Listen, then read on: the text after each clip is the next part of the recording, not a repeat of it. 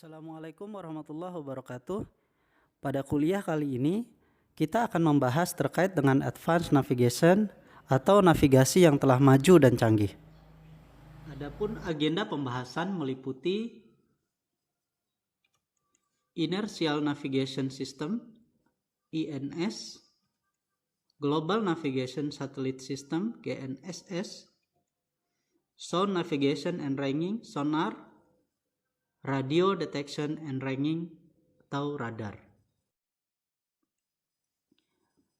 Inertial Navigation System (INS) merupakan perangkat navigasi yang terdiri dari perangkat komputer, sensor gerakan translasi, dan sensor gerakan rotasi. Sensor gerakan translasi adalah akselerometer yang berjumlah sebanyak 3 buah. Sensor gerakan rotasi adalah giroskop yang berjumlah 2 buah. Lalu fungsinya adalah untuk menghitung posisi, orientasi, dan kecepatan dari benda bergerak. Nah, kelebihan dari INS ini adalah tidak melibatkan referensi eksternal. Nah, sistem INS ini biasa digunakan di kapal, pesawat, kapal selam, pesawat antariksa, dan peluru kendali. Nah, perangkat ini dikembangkan pertama kali dengan tujuan menentukan posisi dan untuk menentukan kapal selam pada masa perang tahun 1957 hingga 1963. Nah, kesalahan pada INS meliputi error karena gerakan rotasi bumi, friksi pada sistem pendukung giro, ketidaksempurnaan pada konstruksi giro, dan ketidaksempurnaan pada akselerometer. Komponen utama dari INS adalah stabilized platform yang berfungsi untuk menjaga kondisi akselerometer selalu pada posisi horizontal terhadap permukaan bumi dan untuk memberikan orientasi azimut. Lalu giroskop untuk mengukur gerakan rotasi, kemudian akselerometer untuk mengukur kecepatan yang dipasang pada stable platform yang luarannya adalah berupa percepatan. Kemudian ada integrator untuk menerima output dari akselerometer yang melakukan perhitungan integrasi dengan melakukan integrasi pertama dengan menghasilkan kecepatan, lalu integrasi kedua yang menghasilkan jarak. Kemudian jarak tersebut masuk kepada Computer Based Navigation Information System yang mengubah jarak menjadi latitude dan longitude. Selanjutnya kita bahas Global Navigation Satellite System GNSS yang merupakan satelit navigasi di dunia. Yang pertama adalah US Global Positioning System (GPS), yaitu satelit yang merupakan milik dari Amerika Serikat. Yang kedua adalah Russia's GLONASS milik Rusia, lalu EOS Galileo milik Eropa, China Beidou atau dikenal dengan nama Kompas milik China, dan ada juga regional system, yaitu sistem navigasi yang bersifat regional, yaitu milik Japan Quasi Zenith Satellite System KZSS milik Jepang, dan India's Regional Navigation Satellite System IRNSS milik India. Kita akan membahas lebih detail terkait dengan Global Positioning System GPS karena GPS ini lebih umum ya digunakan. Pertama kita bahas sejarah bagaimana pengembangan GPS dilakukan, yaitu dimulai sejak awal tahun 1960 dengan kerjasama antara NASA, Departemen Pertahanan Amerika, dan Departemen Transportasi dari Amerika. Lalu pada tahun 1967 diluncurkan T-Motion Satellite dengan penggunaan terbatas. Pada tahun 1970 kemudian dikembangkan Omega Navigation System untuk keperluan militer Amerika. Lalu 1973 dikembangkan Omega Navigation System untuk keperluan Amerika juga. Kemudian tahun 1973 dikembangkan lagi dan dinamai dengan Defense Navigation Satellite System DNSS yang kemudian dikenal dengan nama Navstar. Pada tahun 1983 Presiden Ronald Reagan mengusulkan agar dapat digunakan secara gratis untuk keperluan sipil. Kemudian pada tahun 1994 GPS kemudian beroperasi secara penuh untuk kebutuhan militer dan umum.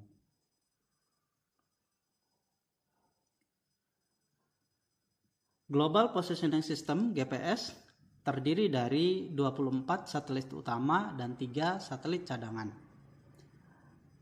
Lalu terdiri dari 6 orbit dengan 4 satelit pada masing-masing 6 bidang orbitnya.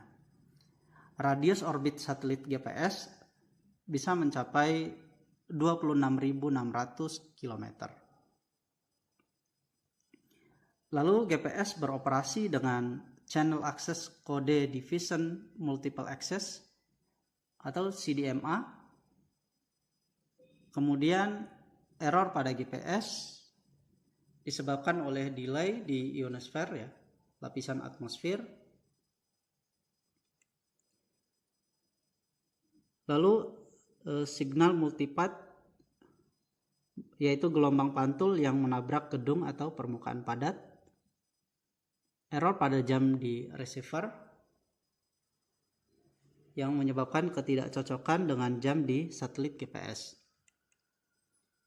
Kemudian orbital error, yaitu ketidakakuratan lokasi dari satelit. Lalu geometri satelit, di mana merupakan pengaruh daripada posisi satelit yang satu dengan satelit yang lainnya. Kelebihan GPS yaitu dapat digunakan untuk menentukan posisi secara real time kapanpun dan dimanapun. GPS dapat digunakan untuk menentukan kecepatan, waktu, dan ketinggian. Juga dapat digunakan untuk sistem pemantauan jarak jauh. Sedangkan kekurangan GPS adalah hasil positioning terkadang tidak akurat. Lalu keakuratannya dipengaruhi oleh posisi satelit yang berubah dan adanya keterlambatan atau delay pada sinyal GPS. Keterlambatan tersebut merupakan akibat dari pengaruh kondisi atmosfer bumi. Sinyal GPS juga mudah berinterferensi dengan gelombang elektromagnetik lainnya. Berikutnya kita masuk pada pembahasan Sound Navigation and Ranging atau sonar. Sonar bekerja menggunakan transmisi gelombang suara dengan frekuensi sangat rendah. Sonar terdiri dari sonar aktif dan sonar pasif. Sonar aktif memancarkan dan menerima pantulan suara, sedangkan sonar pasif hanya menangkap suara. Sonar digunakan untuk menentukan kedalaman perairan, profil perairan, kecepatan kapal di air, dan jarak tempuh dengan keakuratan yang tinggi. Maksimum error pada sonar adalah 0,17%. Perkembangan sonar dimulai dari Leonardo da Vinci pada tahun 1490 dengan eksperimen sonar pasif. Lalu eksperimen perambatan gelombang suara oleh Daniel Kolodin pada tahun 1822. Lalu kemudian dikembangkan sonar aktif untuk kebutuhan militer oleh Lewis Nixon pada tahun 1915. Lalu sonar digunakan untuk sipil pada tahun 1970 dan sonar digunakan di Indonesia pada tahun 1960-an.